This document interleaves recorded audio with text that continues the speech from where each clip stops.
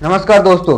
तो दोस्तों, इस आजाद भारत के अंदर आखिरकार SC ST वर्ग के लोग सेफ क्यों नहीं है? पहले CGI BR गवई पर सुप्रीम कोर्ट के अंदर जूता फेंकने की कोशिश की गई। फिर उसके बाद उत्तर प्रदेश के बरेली गांव में एक युवक को पीट पीट कर उसकी हत्या कर दी गई।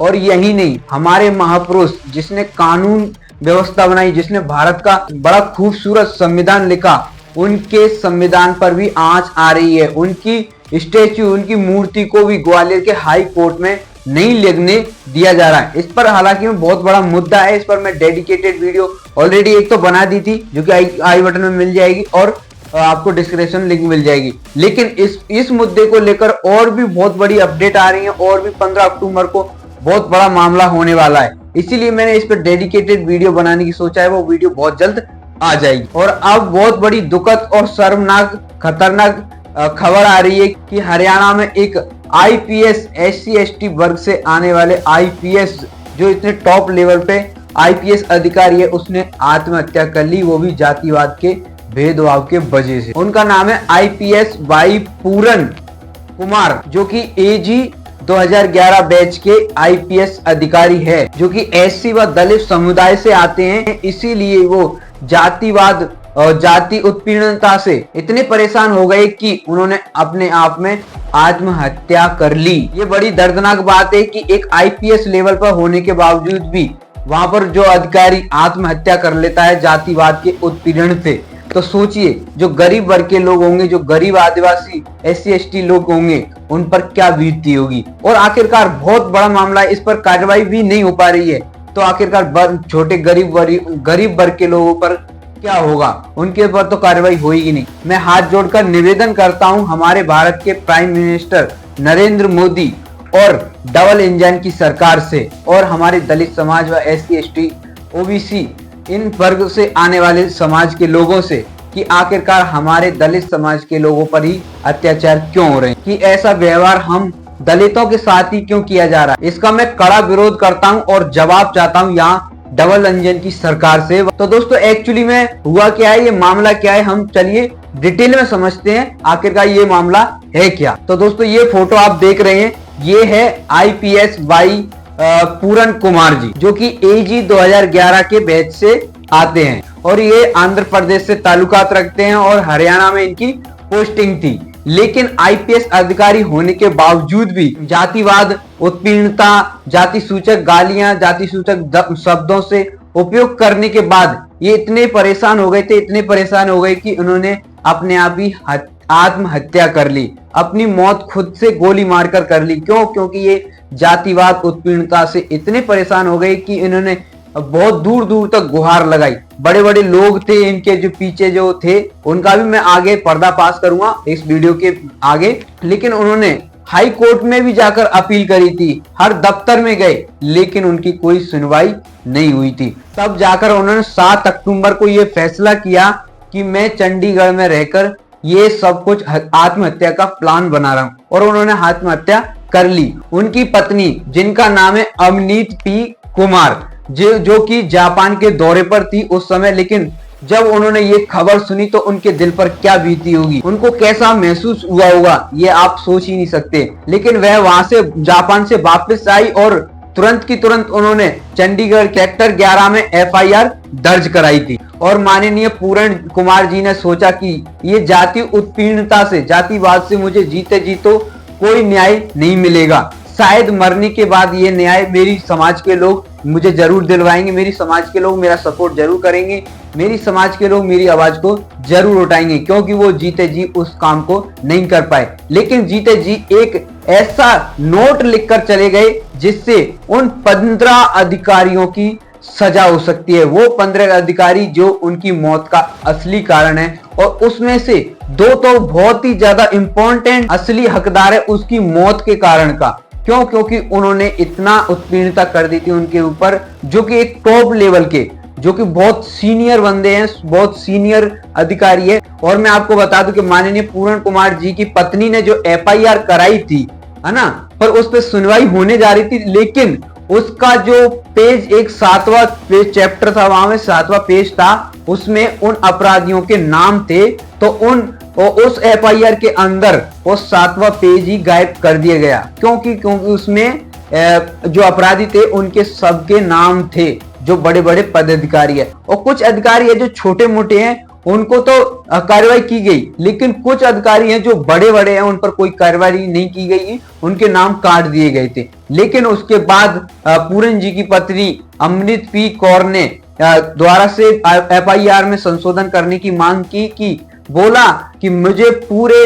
जितने भी अपराधी हैं उन पर कार्रवाई करवानी है और उनको कड़ी से कड़ी सजा दिलवानी है, क्योंकि यही मेरे पति के हत्याकार हैं। आखिरकार आप जानना चाह रहे होंगे कि वो 15 अधिकारी कौन है, तो दोस्तों मैं आपको उनको 1 बाय 1 नाम बता देता हूं और उनकी पोजीशन बता देता हूं, वो किस पद पर है और इतने बड़े पद पर होने के बाद भी इतना घिनौना काम किए। तो चलिए शुरुआत करते हैं। तो सबसे बड़े अधिकारी है जो कि मुख्य सचिव है, उनका नाम है अनुराग रस्तोगी, और दूसरे शत्रुजीत कपूर जो कि डीजीपी है, और तीसरे है TVSN प्रसाद जो कि पूर्व मुख्य सचिव रिटायर्ड है, और है राजीवत अरोड़ा और मनोज यादव, PK अग्रवाल, संदीप सिकरवार, अमिताभ ढिल्लो, संजय कुमार, नरेंद्र बिजरानिया, ये सब बड़े बड़े अधिकारी है, ये सब बड़े बड़े पद पर है। इनके बावजूद इन्हीं के द्वारा उनको जाति सूचक गालियां, जाति सूचक वर्ड ऐसे यूज किए जा रहे थे, उन पर बहुत ज्यादा उत्पीड़नता की जा रही थी, जाति को लेकर बहुत ज्यादा भेदभाव किया जा रहा था, उनकी कोई सुनवाई नहीं हो रही थी। इस वजह से उन्होंने ये फैसला लिया और ये 15 गुनहगार है उनकी मौत का कारण है, जो कि वो आखिरी नोट पर लिख कर गए थे साफ साफ कि मेरी मौत के जिम्मेदार ये लोग हैं, इन्होंने मेरे साथ ये किया है, इतना अत्याचार किया है, जाति सूचक, जाति उत्पीड़नता की है, यही मेरे मौत का असली कारण है। एक्चुअली मैं आपको 2020 या 21 का एक दुर्घटना बताता हूं कि ये सब पदाधिकारी जो पुलिस अधिकारी हैं, वो एक मंदिर है वहां पास में, जो पुलिस थाना है हरियाणा के अंदर, जो पुलिस में वो भर्ती थे, वहां पर एक मंदिर है, तो वहां पर ये पूजा करने जा रहे थे और उनकी भी इच्छा थी कि मैं भी पूजा करने जाऊं पूरन जी की, तो वो वहां पर जा रहे थे, तो उनके द्वारा रोक दिया गया पूरन जी को और बोला कि तुम बाहर रहो, तुम अछूत हो, तुम अंदर नहीं जा सकते। इस वजह से वहां पर उनको रोक दिया गया और उनको पूजा करने नहीं दी गई थी। आखिरकार ये कब तक चलेगा? कुछ लोग कहते हैं कि आरक्षण खत्म कर दो, कुछ लोग कहते हैं ये कर दो, वो कर दो, फलाना कर दो, लेकिन अभी तक जाति भेदभाव इतनी सारी गंदगियां भरी हुई है, तो आरक्षण खत्म करने की बात का सवाल कैसे बनता है? और मैं आपको बता दूं कि IAS IPS एसोसिएट ने भी उनका समर्थन किया है, उनका साथ दिया है और ये कहा है कि हम इनको न्याय दिलाकर ही रहेंगे। परंतु मैं ये कहना चाहता हूं कि उन 15 आरोपियों पर अभी तक कार्रवाई क्यों नहीं हुई है, अभी तक सुनवाई क्यों नहीं हुई है? जब सोचिए साथियों कि जब एक IPS अधिकारी इतने बड़े पद पर होने के बाद भी, आत्महत्या करने के बाद भी उनकी कोई सुनवाई नहीं हो रही है, तो हम जैसे गरीबों पर, हम जैसे गरीब आदमियों पर जो गांव के देहाती से आते हैं उनके साथ ऐसा होता होगा, तो शायद उनकी कोई कार्रवाई, कोई उनकी सुनवाई नहीं होती होगी। और ये फैक्ट नहीं, ये असलियत है। ऐसा बिल्कुल भी नहीं होता है कि उन पर ऐसी कार्रवाई की जाए कि वो गुनहगार को पकड़ के जेल में डाल दे। अभी तक मैंने नहीं सुना है। और कई दलित समाज के लोगों पर अत्याचार हो ही रहे हैं, अभी भी हो रहे हैं। किसी की बेटी को मार दे रहा है, किसी की बेटी का रेप किया जा रहा है, किसी को मार कर पीट कर मार दिया जा रहा है, किसी को बुलेट मोटरसाइकिल पे बैठ जाते तो उसका हाथ काट दिया जाता है, उसके पैर काट दिए जाते, कोई घोड़ी पे बैठ जाता है तो उसके थप्पड़ मार दिया जाता है।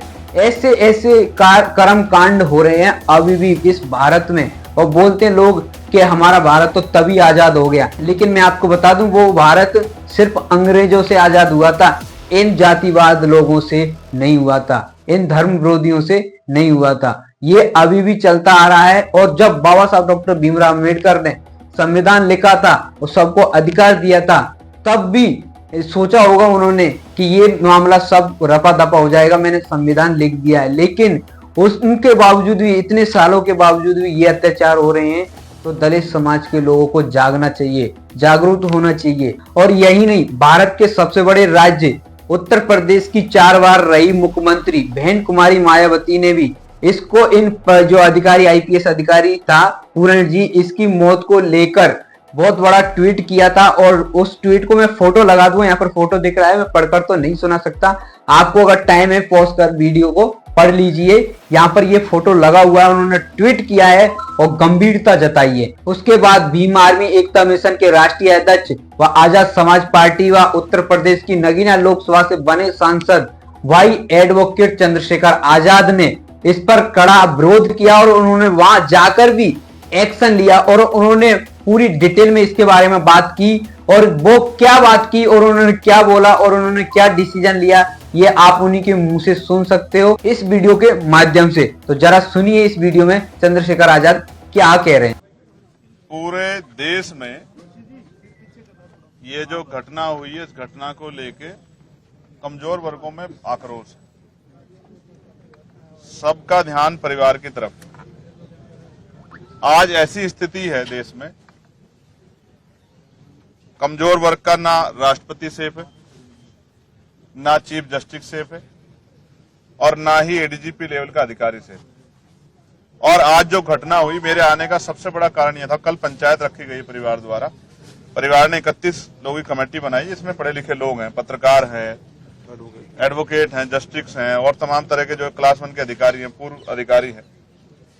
तो मुझे कल आना था, लेकिन आज इसलिए आना पड़ा कि सुबह यहाँ की सरकार के इशारे पे पुलिस ने बिना परिवार की परमिशन के पूरन भाई साहब के शव को जिस तरह से बेइज्जत करने के लिए बिना सहमति के पोस्टमार्टम के लिए उठाया है, उससे यह स्पष्ट हो गया है कि संवेदना सरकार की मर गई। 5 दिन हो गए। अगर इतना मजबूत परिवार, जिस परिवार में जिसकी जान गई है, वो क्लास 1 के अधिकारी थे, एडीजीपी लेवल के, जिनकी खुद की पत्नी जो है वो क्लास 1 के अधिकारी आईएएस है और तमाम तरह के उनके परिवार में जो रिलेटिव हैं, उनके एक भाई जो हैं, उनकी पत्नी के वो एमएलए हैं। जब इस तरह के परिवार को न्याय नहीं मिलने में जो इतनी देरी हो रही है, तो आम गरीब दलित पिछड़े वर्ग के लोगों के हालात क्या है? तो ये बड़े चिंता का सबब है। लेकिन हम इतनी आसानी से परिवार को हार नहीं मानने देंगे। परिवार लड़ने के लिए तैयार है, हम सब लोग उनके साथ खड़े हैं। कल जो पंचायत में तय होगा, क्योंकि समाज बड़ा है, हम सब लोग छोटे, तो उस पे हम लोग पहरा देंगे। अगर पंचायत ने कहा कि एक बहुत बड़ी कॉल देके चंडीगढ़ आना है, तो वो भी करेंगे। पंचायत ने जेल भरो आंदोलन के लिए कहा, वो भी करेंगे। पंचायत ने जो भी आदेश दिया, हम लोग उसको पालन करेंगे, क्योंकि मैं पूरन भाई साहब को पहले से जानता हूं। मेरे आज भी याद है, वो अम्बाला रेंज में थे, तब भी उन्होंने कास्ट डिस्क्रिमिनेशन सहा है। मेरी बात हुई, कोरोना काल चल रहा था, हमने, हमारे संगठन ने, भीम आर्मी ने ज्ञापन दिया था उस समय इस बात के लिए कि भाई उनके साथ एट्रोसिटी हो रही है, उनके साथ डिस्क्रिमिनेशन हो रहा है, उनको एक अधिकारी के साथ डिस्क्रिमिनेशन हो रहा है, ये गलत है। और आज उन्होंने जो कदम उठाया, मैं इसको इस तरह देखता हूँ। लोग किस तरह देखते हैं मुझे नहीं पता है।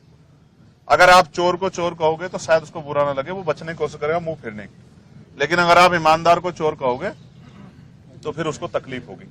एक ईमानदार आदमी जिसके ऊपर इतना बड़ा एलिगेशन लगाया गया और एक कमेटी बना के जो है उस एलिगेशन को प्रूव करने की कोशिश की गई, शायद इस बात के भार को वो नहीं सह पाए, वरना जीवन सबके लिए जरूरी है। उन्होंने इसलिए कदम उठाया, उन्हें लगा कि उनको जीते जी न्याय नहीं मिलेगा, लेकिन मरने के बाद शायद पुलिस, प्रशासन, सरकार और मेरा समाज मेरी बात को सुनेगा। न्याय पसंद, संविधान को मानने वाले लोग इस बात को सुनेंगे। और आज ये दर्द जो है पूरे परिवार का है। मैंने उनकी बिटिया से बात की है, उनकी पत्नी से बात की है, उनके परिवार के और लोगों से बात की है।